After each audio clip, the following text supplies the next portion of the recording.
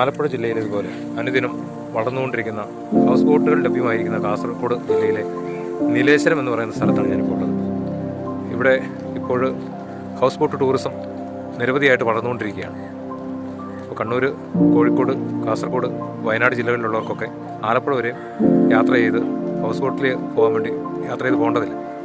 വളരെ സുന്ദരമായ ഈ പുഴയിലൂടെ ഇവിടെ എത്തിയാൽ ഹൗസ് ബോട്ടിൽ യാത്ര ചെയ്യാവുന്നതാണ്.